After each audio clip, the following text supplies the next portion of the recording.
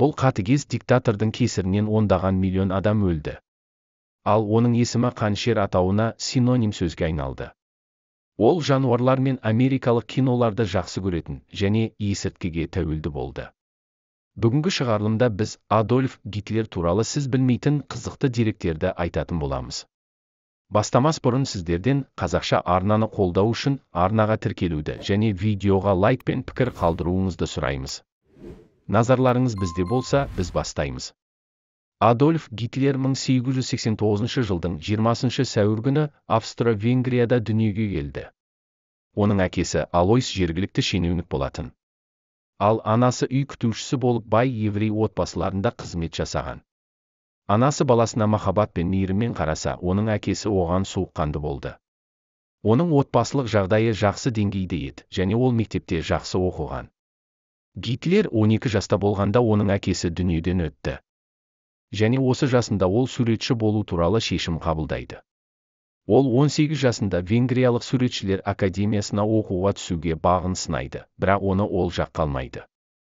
Гитлер әртүрлі ғимараттарды, қала көшелерін және пейзаждардың суреттерін салғанды жақсы көрген. Қазіргі кезде оның салған көптеген картиналары сақталған. Бірақ академия ұстаздары жас баланың бойында сурет салуға деген талантты байқамай, оған архитектурамен айналысуға кеңес берген. Оның мүлдем ақшасы болмай, ол өзінің алыс туысына суретпен айналысу үшін ай сайын ақша жіберіп тұруды да өтінген. Ақшаның жоқтығынан кей уақытта оған үйсіз адамдар паналайтын жерде де өмір сүруге тура келді. Бірінші дүниежүзілік соғыс барысында оған бірнеше рет әскерге шақырту келген, бірақ ол әскерге барудан жалтарып жүрді. Күндердің күнде оны билік өкілдері ұстап, ұрыс алаңына аттандырады. Оның әскери қызметі айтарлықтай жақсы деңгейде өтті, және ол екінші деңгейлі темір крест орденімен де марапатталды. 1918 жылы ол газдық шабуылға тап болып, бірнеше уақытқа дейін түгелдей көз жанарынан айырылып, ұзақ уақыт емханада емделеді. Әскерде жүрген уақытында ол өзінің жолдастары секілді темекі шегуден және көңіл көтеретін жерлерге барудан бойын аулақ ұстайтын. Оның орнына көп кітап оқумен уақытын өткізген. Кейін Германия жеңіліс тапты. Ол бұл жеңілістің еврейлердің сатқындығы кесірінен болды деп сенді. Сол кезеңдерде Германияда антисемитикалық көңіл күй өршіп тұрды. Гитлер өзінің салған суреттерін жек көретін еврейлерге жақсы ақшаға сатып, соған өз күнін көрді. Кейін ол құқық қорғау органдарының арбауына түсіп, оларға ақпарат жинаушы ретінде қызмет атқарды. Оның жұмысының мақсаты күмән тудыратын саяси тұлғалар жиналатын жиындарға келіп, ол жерде айтылған ақпараттардың барлығын құқық қорғау органының қызметкерлеріне жеткізіп отыру болды. Осындай жиындардың бірінде ол көпшіліктің алдында өзі де сөз сөйлеп, Баварияның тәуелсіздігіне қарсы екендігін айтып, антисемитикалық турасында сөз сөйледі. Оның сөйлеу мәнеріне тәнті болған неміс жұмысшылар партиясының басшысы оған партияға мүше болып кіруге ұсыныс жасайды. Және антисемитизм туралы эссе жазуды өтінеді. Ол жазған эсседе еврейлерді адам ретінде санауға болмайтындығын, және олармен ешқандай қарым-қатынас жасаудың мүмкін емес екендігін, олардың тек қалайтыны ақша табу мен билік жүргізу үшін әлемді дүр сілкіндіру деді. Мұның барлығын олар несие, халықты бұқаралық ақпарат құралдарының көмегімен ақымақ ету, адам саудасы арқылы жасап отыр деді. 1922 жылы ол және оның жақтастары басқа саяси партияның жиналысын бұзғандығы үшін бірінші рет түрмеге түседі. Адольф Гитлер вегетариандық болған. Ол вегетариандықты өмірінің соңғы 8 жылында ғана ұстанған. Оның соғыс біткеннен соң Германия халқын толықтай вегетариан ету туралы мақсаты да болған. Алайда Гитлер туралы жазғандардың еңбектерінде оның кейде ет жегендігін кездестіруге де болады. Кейбір мамандар оның вегетариан болуы тек пропаганда болғандығын айтады. Яғни, оны өмірді сүйетін, жамандыққа бармайтын, жануарларды қорламайтын адам бейнесінде ғана көрсету. Сондай-ақ Гитлер америкалық киноларды сүйіп қарайтын. Оның жақтастарының айтуынша кинода жануарларды өлтіру, азаптау сахналары көрсетілгенде ол оған қарамай көздерін жауып, назарын басқа жаққа бұратын еді дейді. Тағы бір қызықты дерек Гитлер микробтардан қорқатын. Ол қолдарын жиі жуып, қол алысудан жиі бас тартатын болған. Гитлер иттерге ерекше махаббатпен қараған. Соның ішінде неміс овчаркасын ерекше сүйетін болған. Оның алғашқы иті Бірінші дүниежүзілік соғыс кезінде болды. Бұл итті ол өзі құтқарып қалып, кейін өзіне алып кеткен. Кейін 1921 жылы ол кедейшіліктің күйін кешіп жүрген кезінде оған принц атты неміс овчаркасын сыйға тартқан. Ол итті асырай алмайтындығын біліп, оны басқа үйге орналастырады. Бірақ ит ол жерден қашып шығып, Гитлерді тауып келген. Осыдан кейін болашақ диктатор иттердің адалдығына тәнті болып, оларды ерекше жақсы көрді. Сондай-ақ ол есірткіге әуес болып, содан жапа шеккен. Ол өзінің жеке дәрігері Теодор Фаррель жазып берген түрлі препараттарды қабылдайтын болған. Ол 1936 жылы Теодормен танысады. Кейін ол оны өзінің емдеуші дәрігері етті. Дәрігер Гитлерді сергітетін дәрумендермен егетін болған. 1941 жылы, соғыс басталғаннан кейінгі бірнеше айдан соң Гитлер қатты сырқаттанып қалып, маңызды әскери жиналысқа бара алмай қалады. Сол кезде оның дәрігері оған қатты әсер ететін наркотикалық препарат пен гормондарды егіп, оны бірден аяғына тұрғызады. Осыдан кейін Гитлер өзінің жеке дәрігеріне оған қатты әсер ететін препараттарды егуді тапсырады. Біраз уақыттан кейін Гитлерде препараттарға деген тәуелділік пайда болады. 1944 жылы Британ авиациясы дәрі-дәрмек шығаратын неміс зауытын бомбалайды. Осыдан соң фюрердің дәрігерінде препараттар біте бастайды және оны алатын еш жер табылмайды. Қызыл армия Берлинге жақындай бергенде, ол өзінің тығылып жатқан жертөлесінде бола тұра, өзінің дәрігерінің есірткіге отырғызғанын түсінеді, және дәрігерді ол жерден қуып жібереді. Бірақ барлығы тым кеш еді, өйткені оның денсаулығы мен психикасы тым нашарлап кеткен еді. 1945 жылы неміс әскерінің жеңіліс табатындығы белгілі болды.